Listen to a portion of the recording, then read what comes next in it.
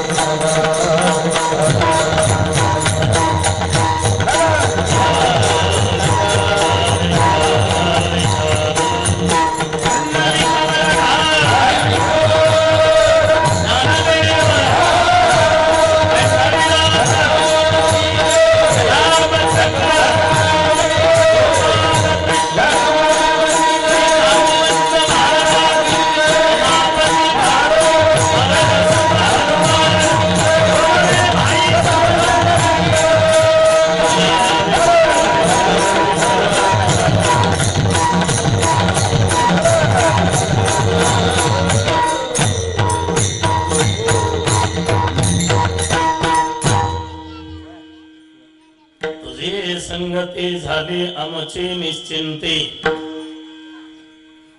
नाही देखील ते मिळे भोग सुखाचे सोहळे घरी ताकाचे सरोवर येथे नवनीताचे पोर नाही देखील ते मिळे भोग सुखाचे सोहळे तुका म्हणे आता आम्ही नवजो दवडिता नाही देखील ते मिळे भोग सुखाचे सोहळे पांडुरंगा करू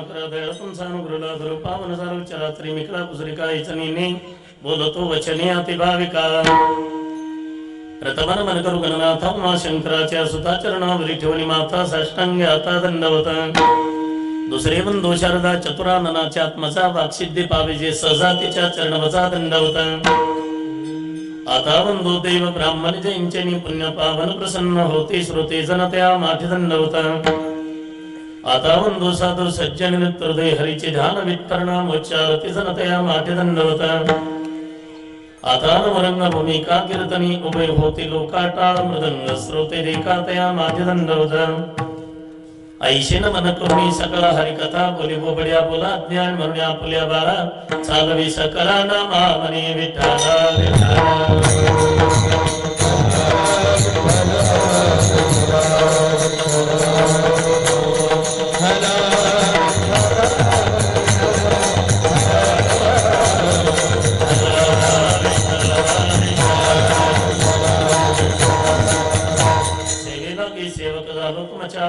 चरणा हो स्वामी तुकया देवा यावरी न करावा वेर तुझी संगती झाली आमचे निश्चिंती नाही देखील ते मिळे भोग सुखाचे सोहळे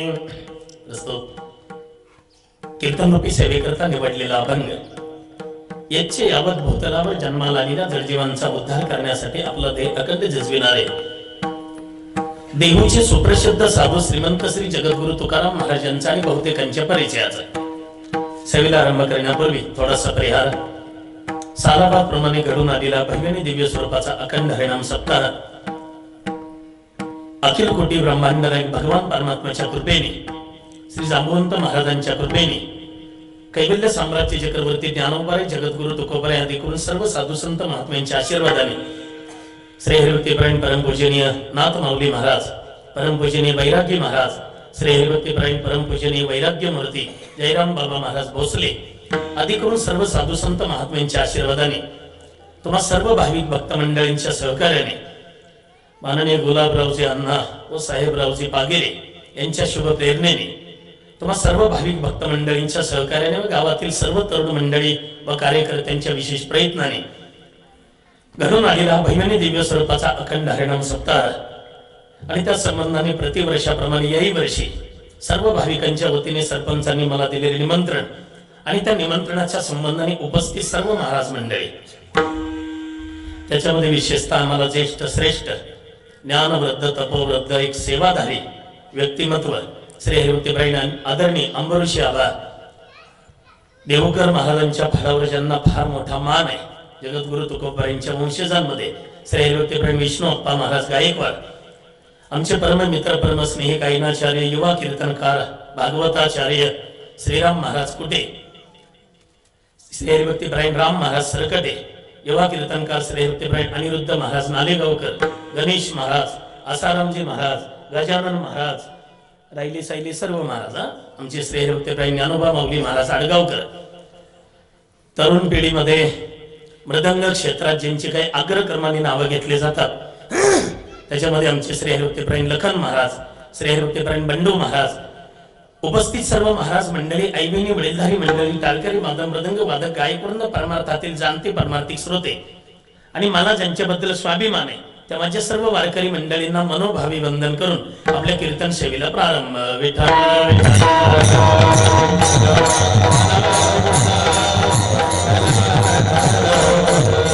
आपण जर विचार केला तर एक महत्वाची गोष्ट आपल्या लक्षात येईल की आजचं हे काल्याचं कीर्तन आहे.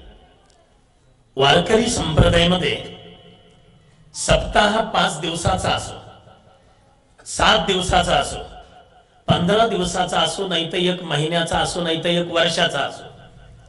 तर काही काही म्हणतील वर्षाचा सप्ताह असतो काय कुठे. 1 वर्षभर सप्ताह झाला देहूला. जगद्गुरु तुकोबारायांच्या जन्म शतशताब्दी निमित्ताने वर्षभर जरी सप्ताह असला तरी सप्ताहाची सांगता ही काल्याच्या कीर्तनाने होते. काला झाला म्हणजे वेगळं सांगावं लागत नाही की कार्यक्रम झाला. काला झाला हाला आता आणि काला झाल्यावर जर बुवा पुन्हा पागीरवाडीत आला तर का आला. तसं आजचं हे काल्याचं कीर्तन आहे. वेगळ्या भाषेत सांगायचं झालं तर हे पगाराचं कीर्तन आहे. पगार घेऊनच आले तो वाटतं. पगार म्हणजे तो घेऊ नका. हे कोणी चटया टाकण्याची सेवा, कोणी स्वयंपाक करण्याची सेवा, कोणी इथं टाळ घेऊन टाळ वाजवण्याची सेवा. 7 दिवस केलेल्या सेवेचं फळ स्वतः भगवान परमात्मा आपल्याला आज देतात. काही वारकरी घाई गडबडीनं कीर्तनाला निघाले, चौकात काही 5-7 जण उभेच असतात ना. वारकरी गडबडीनं निघाले की हे त्याला अजय अरे हे म्हणतो जय रे कुठं चाललाय तुम्ही. ते काल्याच्या कीर्तनाला. हे काय लावलं तुम्ही उठलं सुटलं वारकरी. दही लाया काला, दही लाया काला. त्याच्याही पेक्षा चांगला टेस्टबाज काला आपल्या जामखेड मध्येच करून खाऊ ना नाना. चिरमुरे, ते लाया, शेंगदाणे, डाळब, कोथिंबीर याच्याही पेक्षा घरी टेस्टबाज होईल. पण त्याला काला म्हणता येणार नाही, त्याला भेळ म्हणावं लागेल. भेळ. कारण काला काला स्वरूपाला प्राप्त होतो. नामाचं दही आणि प्रेमाची लाई एकत्रित होते तेव्हा काला होतो. विठ्ठल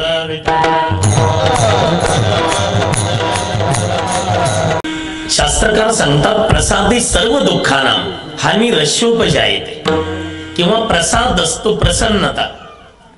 काही काही गोष्टी अशा असतात की न विसरणाऱ्या. एक मुंबईला गेलं मुख्यमंत्री साहेबाच्या भेटीला, देवेंद्र फडणवीस साहेबाच्या भेटीला गेलं. तिथं जायला याला 11:30 वाजले. खरंच वाजले. 11:30ला कॅबिन मध्ये आलं साहेबांच्या रूम मध्ये. नमस्कार साहेब. नमस्कार. खाली बसा. तिकडं साहेबाच्या रूम मधलं सांगतोय. खाली बसा म्हटल्याबरोबर ते खाली बसलं. कसं काय येणं गेलं. काही फाईल असेल ना कैलासराव. ते फाईल ठेवली साहेबांच्या समोर. साहेब फाईल पाहत होते. तेवढ्यात पेयने सांगितलं साहेब जेवणाची वेळ झाली. मोठ्या लोकांचं सगळं टाइमातच असतं ना. आमचं सगळंच बेटाईम आहे. आणि मग ते त्यालाही कळलं बरं का. ते कैलास बाबाच्या संगतीत दिसतंय. सगळं टाइमातच असतं. ते म्हटले आता हे तर लांबून आलं रे, पागीरवाडी पासून परत जालना अंबड भागातून. साहेबालाही वाट जेवण करतं का जेवण. याला वाटलं मुख्यमंत्री साहेबासोबत भेटतो, चान्स कशाला सोडायचा. मुख्यमंत्री देवेंद्र फडणवीस साहेबाच्या मांडीला मांडी लावून बसलं एसीच्या रूम मध्ये. ते जेवण झाले, काही काम असेल ते झालं. आणि मग गावात आलं की असं कॉलर टाईट करून चालायचं. गावातले लोक म्हणलेले का 10 दिवस नऊ तरी कपडे धुते, एवढी का कॉलर टाईट करतो. काय झालं रे. मुंबईला गेलो. मुंबईला एकटाच गेला काय मुंबईला. आम्ही कितीतरी वेळा गेलो की सरपंचासोबत. अरे पण मी मुख्यमंत्री साहेबाच्या भेटीला गेलो. बापरे झाली का भेट. अरे मुख्यमंत्री साहेबाच्या मांडीला मांडी लावून जेवण केलं एसीच्या रूम मध्ये. लोक म्हटले बापरे काय होतं रे जेवायला. पिठलं भाकर. ते तर इथं पाचोड मध्ये मिळतं ना 5 रुपयात. काय खाल्लं ते महत्वाचं नाही, कोणासोबत खाल्लं ते महत्वाचं आहे. तसं आज दहीन लाह्याकडे पाहू नका, काय खातो ते पाहू नका, कोण देतो ते पहा.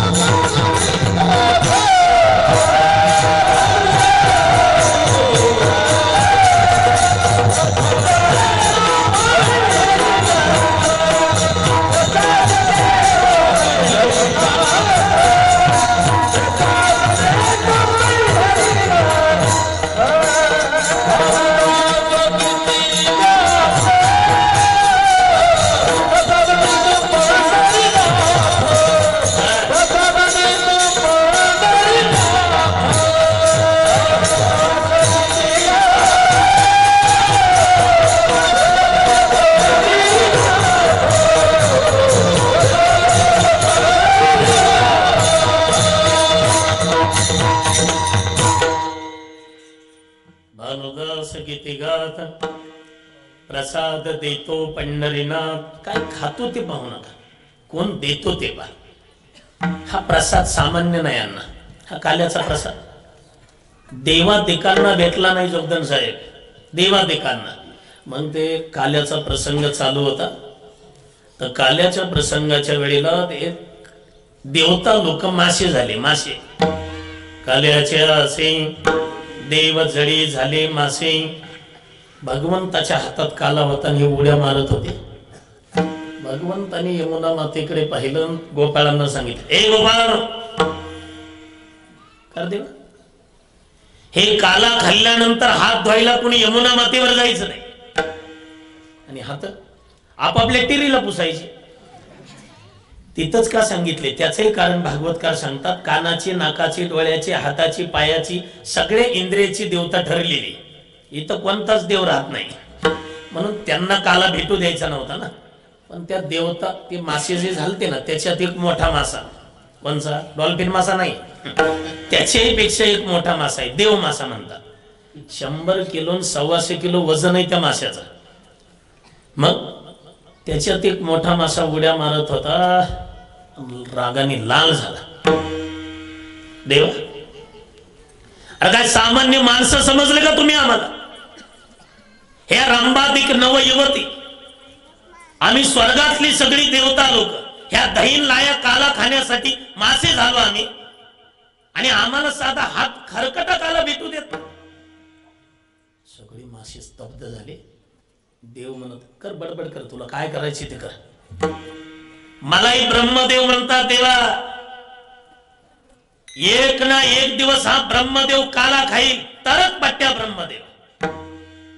देव म्हणलेलं नको छातीला हात लावून दमात बोलू, का मी तुझा बाप आहे ना रे, मी पाहतो तू कसा काला खातो. पंढरपूरच्या वाळवंटामध्ये श्री संत नामदेव महाराजांचं कीर्तन सुरू होतं. लबडे नाही, श्री संत शिरोमणी नामदेव आहे. कीर्तन चालू होतं. माझा ज्ञानराज गोपाळ असे लाह्या वाटी. ज्ञानोबाराय काला वाटत होते. ज्ञानोबारायचे धाकटे बंधू सोपान काका, सोपान काकानी तो काला हातात घेतला, काही काला तोंडात टाकला, 2 मुठीत काला धरला, जे म्हणतात उड्या मारायला लागले. उड्या मारायला लागल्या बरोबर नामदेवराय म्हटले, माऊली सोपानाला काय झालंय? थांब मी विचारतो. सोपान काका उड्या मारत होते, काही काला तोंडात, काही 2 मुठीत. ए सोपाना थांब, उड्या मारायला काय झालं? सोपान काका माऊलींच्या जवळ आले, दोन्ही मुठी अशा काल्याच्या धरल्या दोन्ही बाजूला, आणि थोडं अहंकारानं बोलले, ज्ञानदादा काला खाल्ला का नाही? ज्ञानोबारांच्या लक्षात आलं, हे सोपान काका नाही, हे ब्रह्मा सोपान तो झाला.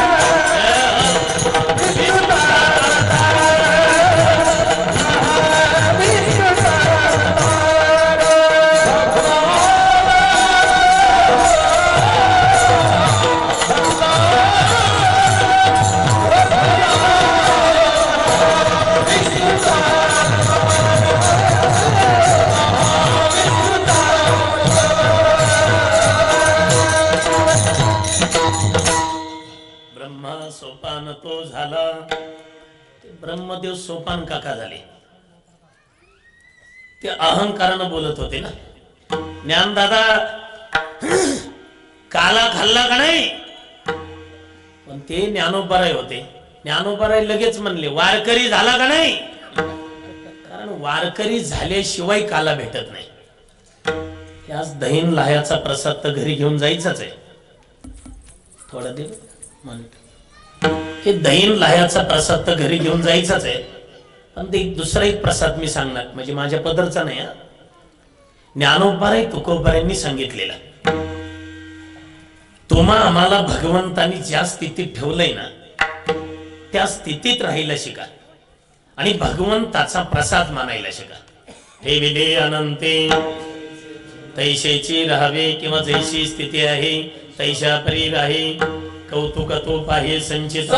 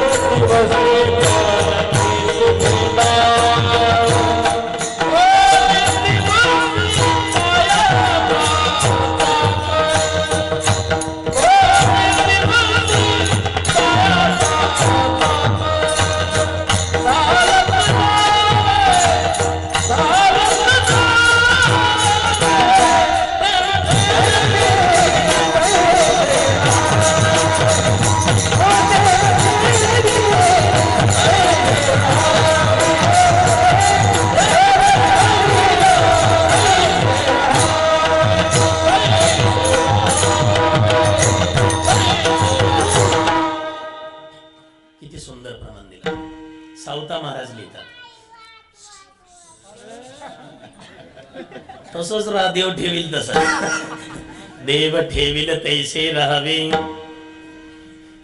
ज्या स्थितीत भगवंतानी ठेवलंय त्या स्थितीत राहायला शिका, भगवंताचा प्रसाद मानायला शिका. जरा आपल्या पूर्वजांचा विचार करा. ज्ञानोबाराय असतील, तुकोबाराय असतील, परमपूजनीय वैराग्य मूर्ती जयराम बाबा, नाथ माऊली यांचा विचार करा. आपल्यापेक्षा त्यांना कितीतरी पटीनं त्रास झाला. आता महाराष्ट्रातली कोणती दिंडी निघू द्या, आता मजा आहे. आता कोणची दिंडी निघू द्या, भजन एकच आहे. ज्ञानोबा तुकाराम, संध्याकाळी गुलाबजाम. झाले का नाही लखन महाराज? ज्ञानोबा तुकाराम म्हटलं की संध्याकाळी गुलाबजामन मिळतात असं का? त्या ज्ञानोबाराय तुकोबारायांचा विचार करा. साधे मांडे भाजायला खापर नाही भेटला, पण ज्या स्थितीत ठेवलं त्या स्थितीत राहिले, भगवंताचा प्रसाद मानला. ते भागवतात आपण ऐकता पा. आता चाललंय पुढच्या वर्षी कुजबुज आली कानावर. भागवतामध्ये सुदामजीची काय अवस्था होती पा.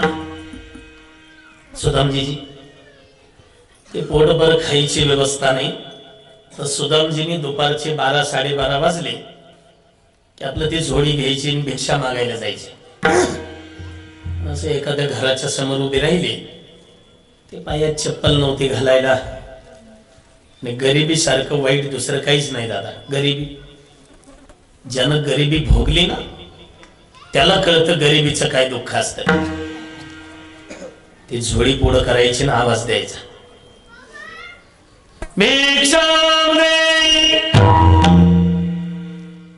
2 मिनिटं थांबायचे, पुन्हा पुढच्या घरी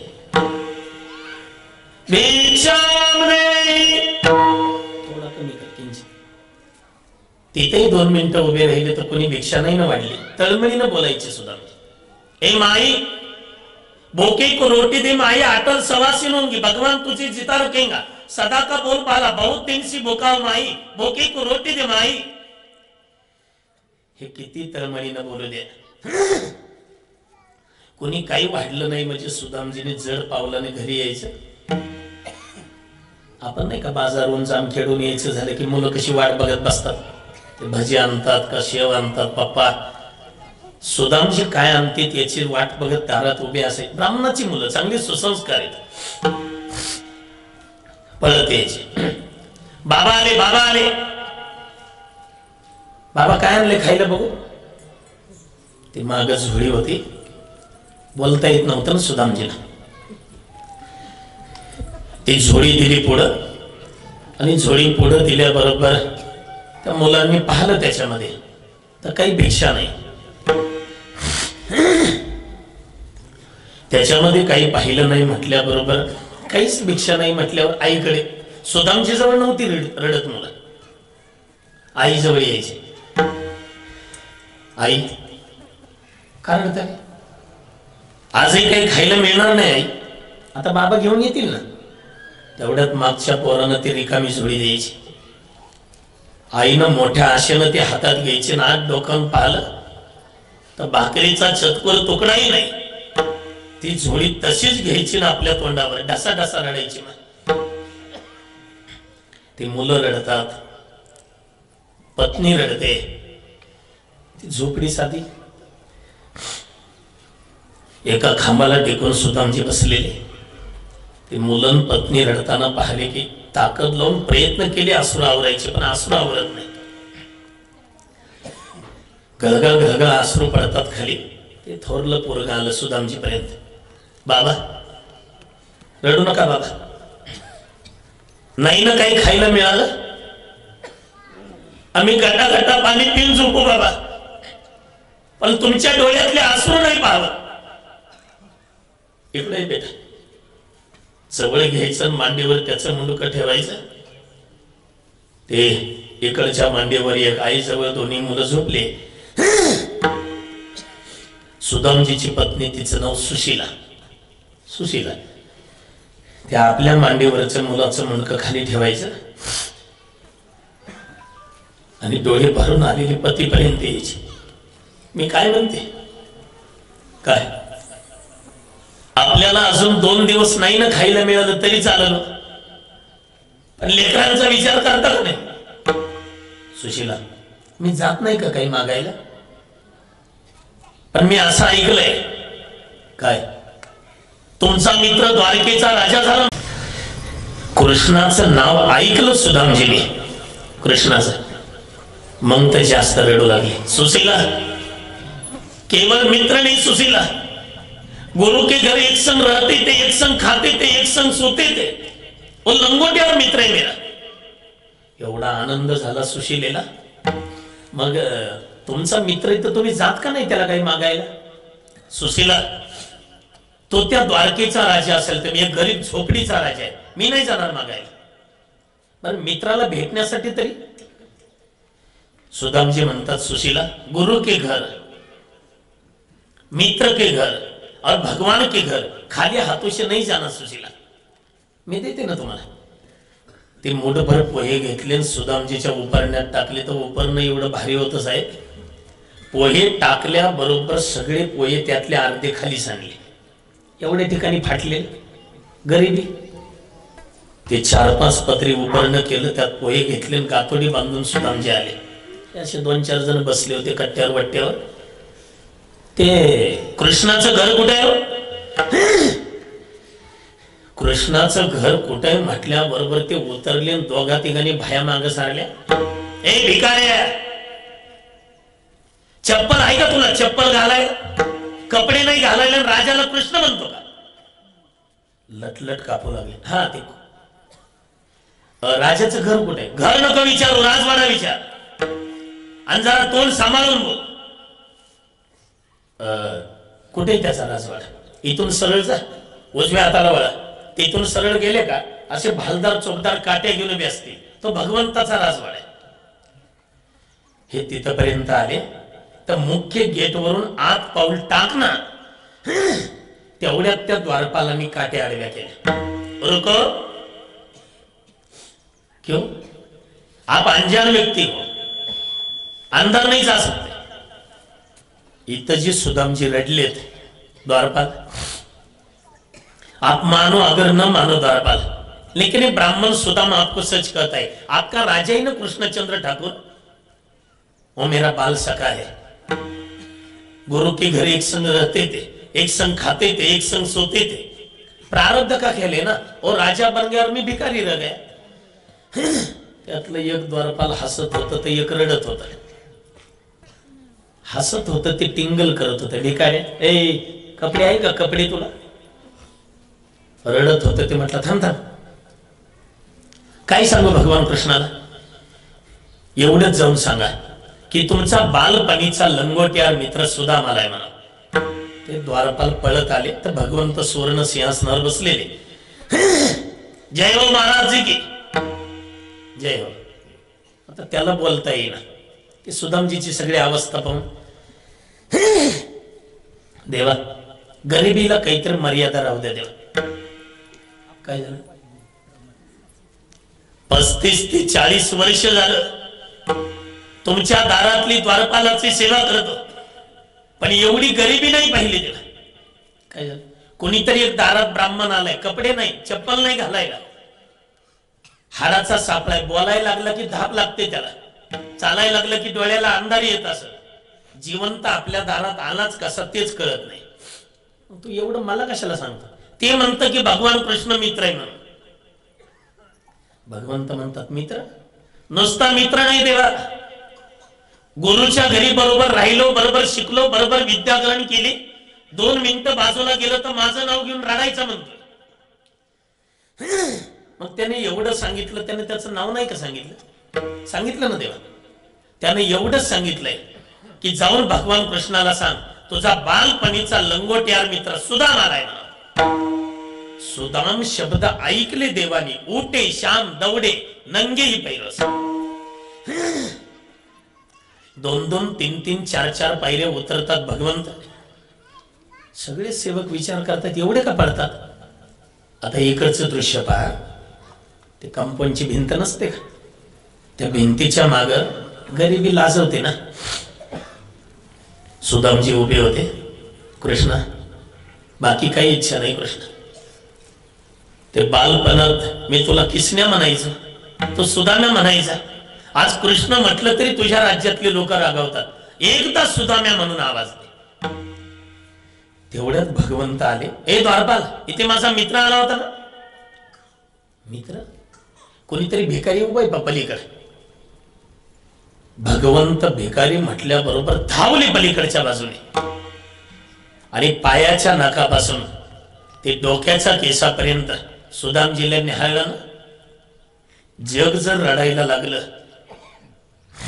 तर जगाचे अश्रू पुसण्याचं काम ज्या भगवंताकडे, त्या भगवंताच्या दोन्ही डोळ्याला धारा लागले आणि रडत रडतच भगवंताने आपले हात पुढे केले. सुदाम!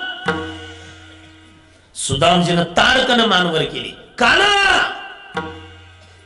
दोघं एकमेकाकडे धावले, कडकडून मिठी मारली. पण उलट झाला. आता उलट. आतापर्यंत रडणारे सुदामजी ताकद लावून अश्रू आवरत होते. मी जर रडलो तर कृष्णाला वाटल हे भिकारी काहीतरी मागायला आला. लटलट कापत होते. कृष्णा स्वप्नात ती चिंतन केलं नव्हतं की एवढी कडकडून मिठी मारशील म्हणून. कृष्णा सुदामजीनं अशी पाय बाजू माग केलं आणि भगवंताचे दोनही दंड धरले. तर दोन्ही दंड धरले तर भगवंताच्या दोन्ही डोळ्याला धारा लागल्या होत्या. भगवान श्रीकृष्ण विचारतात, सुदाम कैसे हो? आता हे बोलण्याला काय अर्थ आहे का? कैसे हो म्हटल्या, आता याच्यासाठी सांगितलंय मी मागचं सगळं. सुदामजीच्या मुखातले वाक्य आहे का? काना, इस दुनिया में मेरे जैसे सुखी और मेरे जैसे धनवान और कौन हो जाता है काना? भगवंत लाजले. तेरे जैसे धनवान, और कपडे नाही तुला घालायला, चप्पल नाही, धनवान? भूल गई क्या काना संपत्ति और विपत्ति की परिभाषा? सांदी पानी ऋषि पढ़ाते समय क्या करते थे काना? बच्चे लोग संपत्ति संपत्ति नहीं है, और विपत्ति विपत्ति नहीं है। तो कान खोलकर सुनो, भगवान को भूल जाना ये सबसे बड़ी विपत्ति है, और भगवान को याद रखना ये सबसे बड़ी संपत्ति है। भगवंताचा आठव ठेवणं ही सर्वात मोठी संपत्ती आहे। विपदो नैव विपद संपदो नैव संपदा, विपद विस्मरणम विष्णू संपन्न नारायण स्मृती। म्हणून किती जरी दुष्काळ पडला ते भगवंताचीच इच्छा आहे असं समजून त्या इच्छेत इच्छा मिळवून देवाच्या प्रसादे करारे भोजन, देवाच्या प्रसादे करारे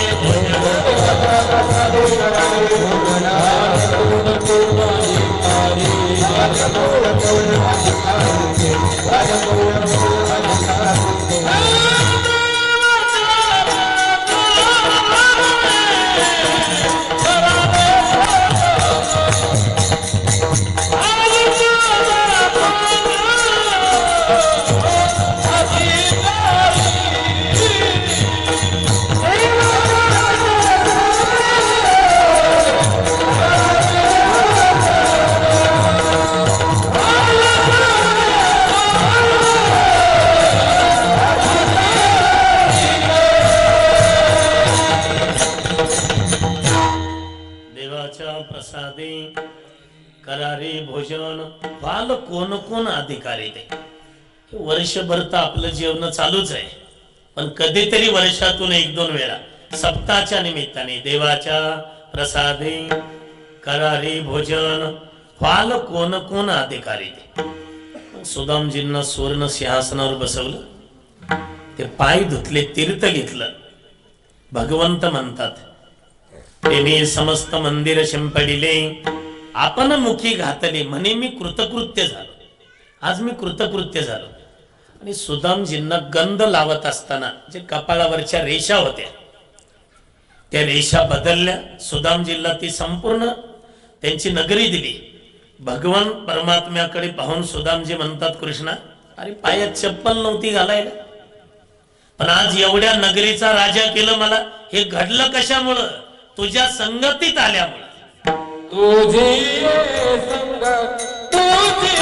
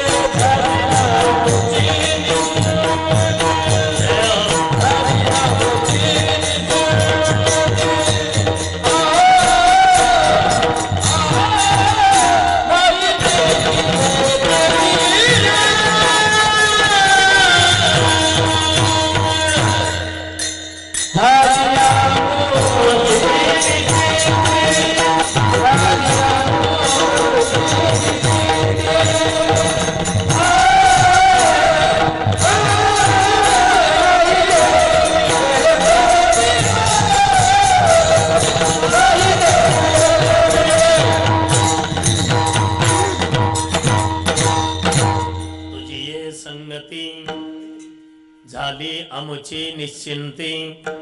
काहींना संगत चांगली असते पण पंगत चांगली नसते, काहीला पंगत चांगली असते तर संगत चांगली नसते, काहीला पंगतही चांगली संगतही चांगली, काहीची संगतही चांगली नाही पंगतही चांगली नाही। पण पंक्तीचा आनंद केव्हा? पंक्तीचा स्वयंपाक सुगरणीन मावशीनं केलेला असावा। सुगरणीन मावशीन वाढणार उदार अंतकरणाचा असावा आणि खाणार चवी चवीनं खाणारा असावा, पोत भरणार नसावं। नाही तर एवढं 8 तासानं करतात या माता मावल्या, हे सगळं एकत्रच करून खातात, चवच कळत नाही। काही ठिकाणी वाढणार उदार असतं, वाढणारं उदार असतं, खाणारही चांगलं असतं, पण स्वयंपाक नीट नसतो लग्नाला। आता पागीरवाडीतल्या विठ्ठलवाडीतल्या जामखेड मधल्या माता मावल्याला तसा भात येतो का नाही कोणास ठाऊक, पण आमच्या सोलापूर जिल्ह्यातल्या करतात बा। एका पातेल्यात 3 प्रकारचा भात करतात. 3. खाली जळगाव, सांगायच्या आधी कळलं बा तुम्हाला. हे का साध्या साध्याच ऐकलेलं आहे का?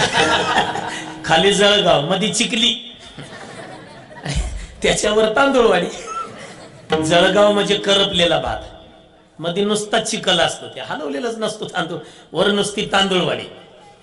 काही ठिकाणी स्वयंपाक चांगला असतो ना, स्वयंपाक चांगला असतो, खाणारही चांगला असतं, पण वाटणारं चिकट असतं. चिकट, कंजूस, हा कंजूस असतं ते. हवं का, हवं का, वारकरी म्हणतो का लिंबाची फोडून मीठच आहे, हवं का, वाट ना 36 पुऱ्या खातून एक वारकरी. नाव नाही रे बाबा घेत मी. एक वारकरी 36 पुऱ्या खाईला, पण ते नुसतंच म्हणता हवं का. काही ठिकाणी वाटणारं उदार असतं, स्वयंपाकही चांगला असतो, पण खाणार नीट नसतं. खाणार आताचा काळ जरा सोडून द्या, पण पूर्वी पायी प्रवास असायचं. दोघं तीर्थयात्रेला निघाले, चालता चालता एका धर्मशाळेत मुक्काम पडला. ते म्हटले उशीर झाला, काय करतो खायला?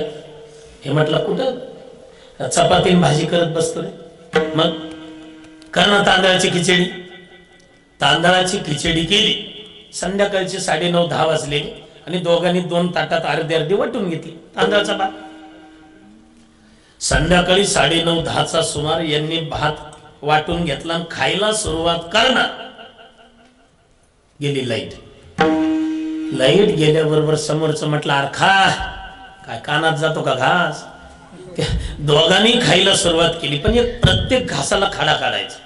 खडा खडा लागला की तोंडातला खडा असा हातात घ्यायचा, समोरच्याला हाणायचा. ह्या बघ खडा लागला, पुन्हा काढायचा. ह्या बघ खडा लागला, पुन्हा काढायचा. ह्या बघ खडा लागला, लागला. समोरचं म्हणायचं माझा अर्धा भात झाला रे खाऊन, मला एकही खडा लागत नाही, यालाच बरी लागतात खडे. हे बघ खडा लागला, हे बघ खडा लागला. ज्याला खडे लागत होते ना त्याला थोडा संशय आला. त्यानं अंधारात खिशातली बॅटरी काढली, समोरच्याच्या तोंडावर लावली, तर एकही दात नाही. ते म्हटलं खडे नाही, तुला दगड नाही लागायचे. दगड खडे कसे लागते? खाणार चांगलं पाहिजे ना, सुग्रणी आणि उदारे, रसज्ञानी जे म्हणारे. अरे तुझ्या संगतीत आल्यापासून आमची निश्चिंती झाली. निश्चिंती झाली म्हणजे नेमकं झालं काय?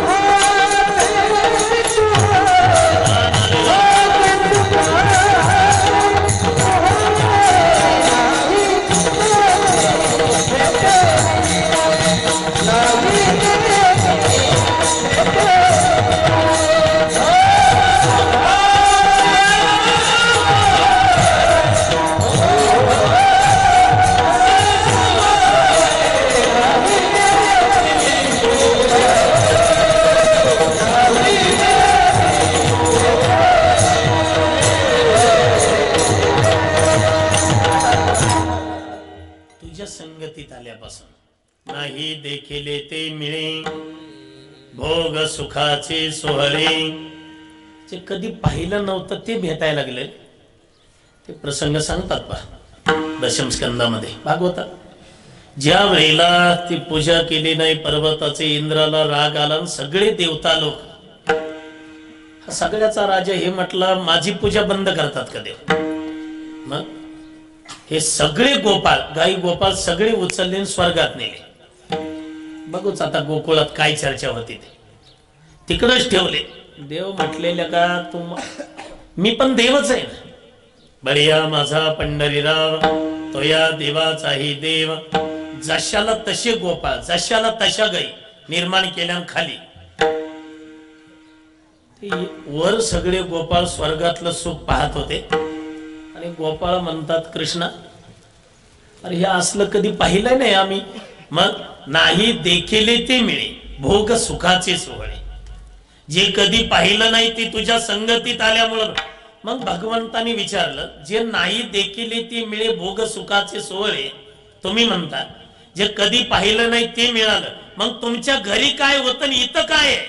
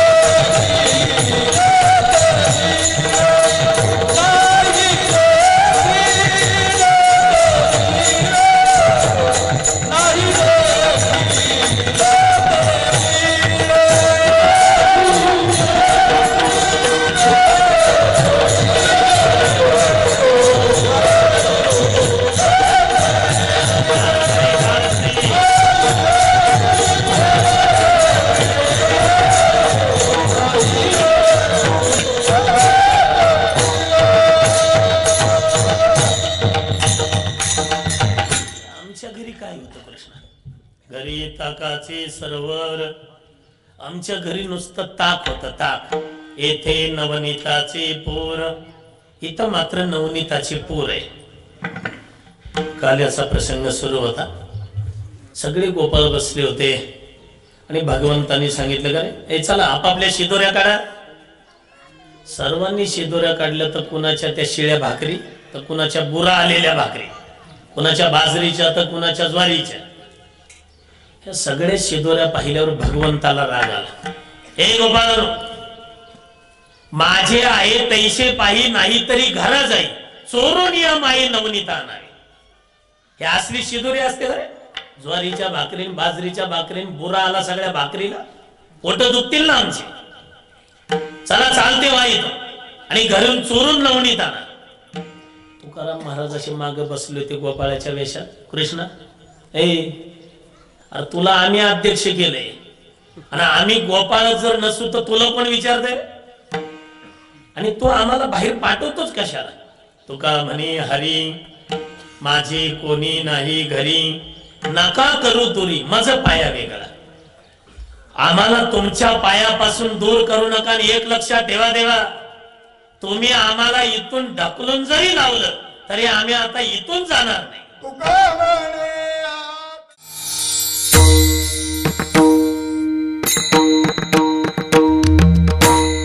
आता होणार गजर कीर्तनाचा रंगणार सोहळा आनंदाचा. नवनवीन कीर्तन सोहळ्याचा आनंद घेण्यासाठी आत्ताच सबस्क्राईब करा गजर कीर्तनाचा. आणि हो ही घंटी वाजवायला विसरू नका.